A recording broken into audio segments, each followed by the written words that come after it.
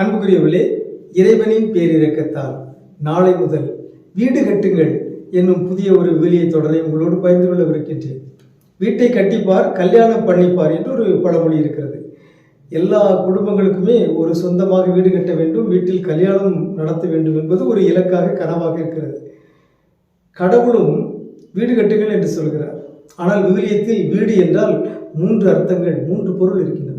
அந்த 3 வகைகளிலும் நாம் வீட்டை கட்ட வேண்டும் என்பதை நாளை முதல் இறைவனின் பேரிரக்கத்தால் உங்களோடு பகிர்ந்து கொள்கின்றேன்.